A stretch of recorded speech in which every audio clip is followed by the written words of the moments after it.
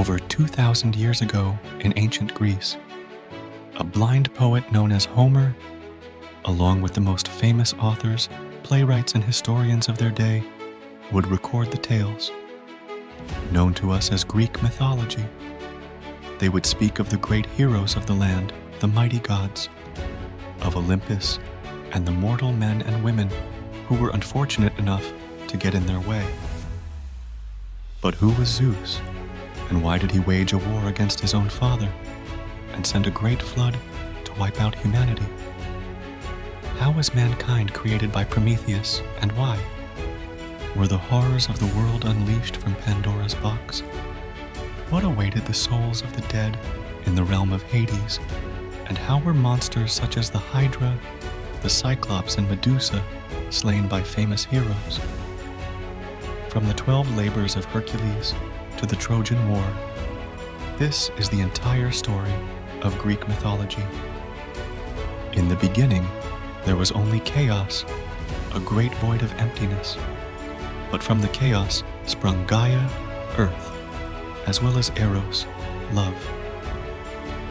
They were then joined by night and day, who would put an end to the reign of Erebus, darkness, with the eternal cycle of dusk and dawn emerging.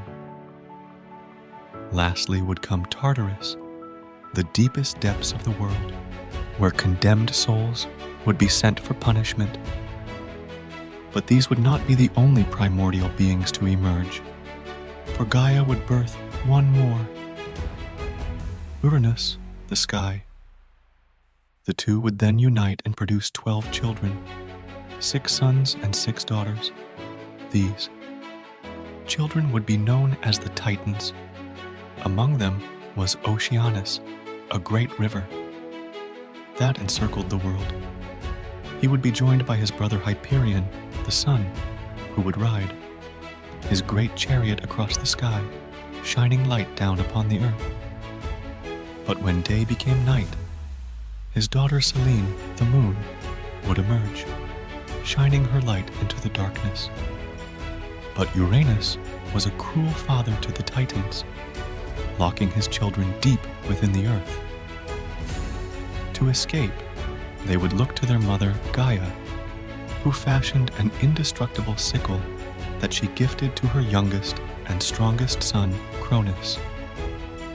Cronus would patiently wait, and when Uranus next came to lie with his mother, he would jump out and slice off his father's genitals, which fell into the sea.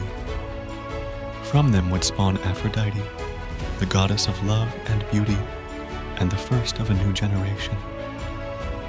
Having defeated his father Uranus with the sickle, Cronus would take his place as ruler of the world.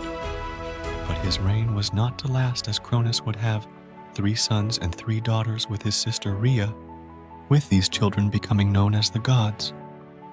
Cronus, however, was just as cruel as his own father, and having recently been informed that one of his children was prophesied to overthrow him, would swallow each of them whole as they were born. Only one would escape this horrible fate, with Zeus, the youngest of his children, being saved by his mother Rhea.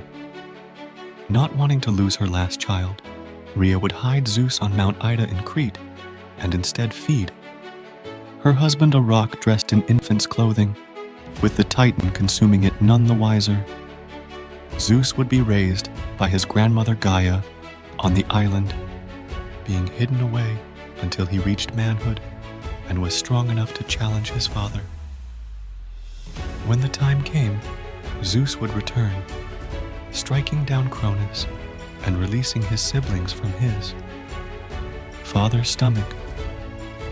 With his brothers and sisters now at his side, Zeus would wage war for 10 long years against the Titans, releasing from the depths of the earth the 100-handed giants, as well as the Cyclops, legendary craftsmen who would forge Zeus a mighty thunderbolt, Poseidon a trident, and Hades a hat of invisibility, turning the tide of the war.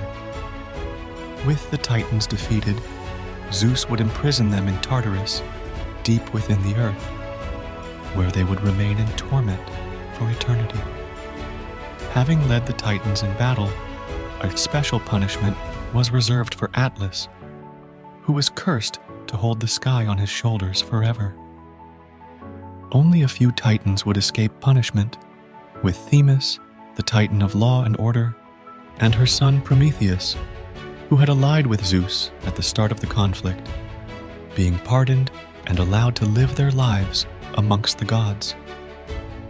With the world now free of the Titans' rule, the three brothers Zeus, Poseidon, and Hades would decide what realm each would claim, with Zeus receiving the sky, Poseidon the sea, and Hades the underworld, where the spirits of the dead would reside. Taking up home on Mount Olympus, Zeus and his fellow gods would become known as the 12 Olympians, ruling over mortals and monsters alike. While the gods now ruled Earth, Prometheus, one of the only Titans spared, was not satisfied with its inhabitants. He saw only beasts, mindless creatures that were barely worthy of attention. And so Prometheus would fashion man from clay, sculpting his new creation in the image of the gods. But Prometheus was not content with his new creation as man dwelled in the caves, just like other beasts, and so he gave them fire, a great primordial flame that would allow them to emerge from the cave, to fashion tools and rise from the darkness. Man would soon come to rule over all other creatures, but Zeus was not happy. He wanted them to show gratitude to the gods, and so demanded that an animal sacrifice be made at each meal, but left it to Prometheus to decide what part of the animal would be offered. But Prometheus's loyalty lay with man rather than the gods. Wanting to give them an advantage, he would kill a bull and divide it into two parts, presenting both to Zeus. On one side lay the tender and juicy meat, hidden under the unappealing stomach of the beast.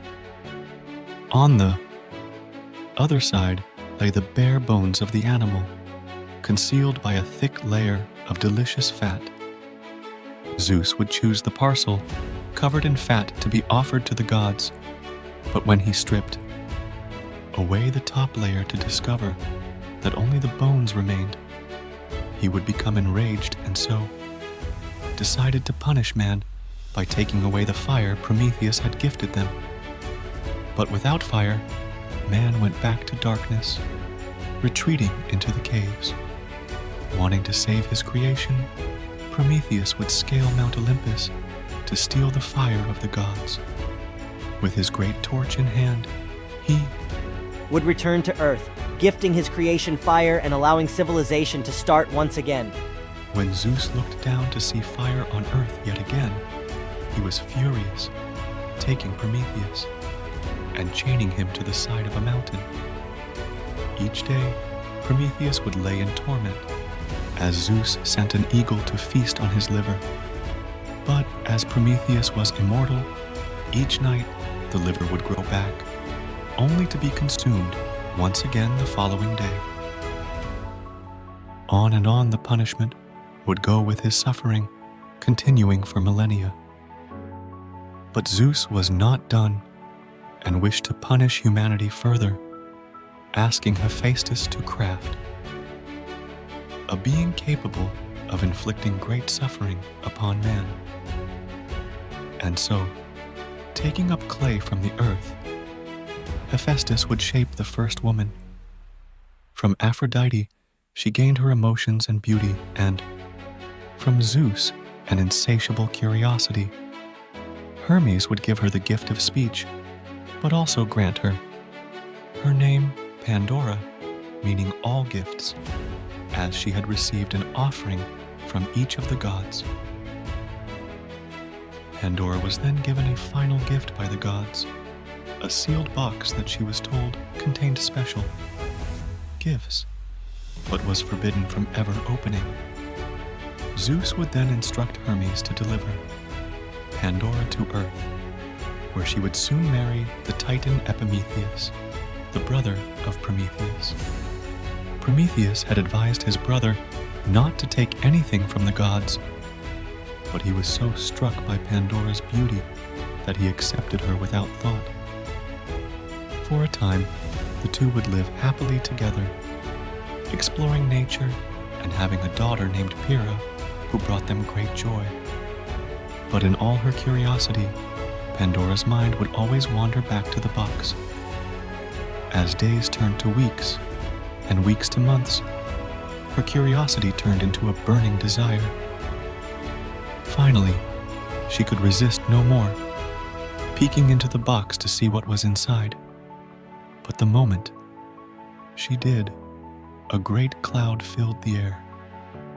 Out sprung all the evils Prometheus had kept away from man, with greed and envy, as well as old age and disease, all escaping into the world.